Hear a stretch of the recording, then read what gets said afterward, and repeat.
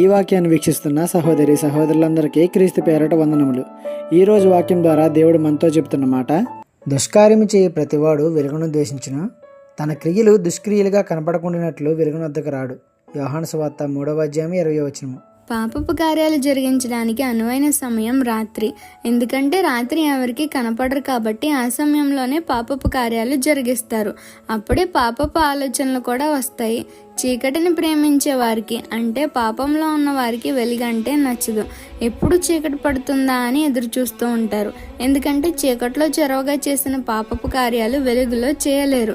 చీకటిని ప్రేమించేవారు ఎలా ఉన్నారో అదే విధంగా వెలుగును ప్రేమించేవారు కూడా ఉన్నారు. వెలుగు సంబంధులు నీతి మార్గంలో నడిచేవారు. వారికి చీకటి అంటే నచ్చదు. ఖచ్చితంగా దేవుని భయం ఉన్నవారే నీతిగా నడుచుకుంటారు. అందుకే యేసయ్య ఈ లోకానికి వెలుగుగా వచ్చారు. ఆయన వెలుగు చీకటిలో ఉన్న వారికి కనువిప్పు కలుగజేసి వారిని కూడా వెలిగిస్తుంది. యేసయ్యలో మాత్రమే ఆ చీకటి పాపపు కార్యాల నుండి విడుదల, రక్షణ దొరుకుతుంది. మరి మీకు వెలుగుగా మారాలని ఉందా? ఈ చిన్న సువార్త పరిచర్యలో మీ సహోదరులు. God bless you. ఆమేన్.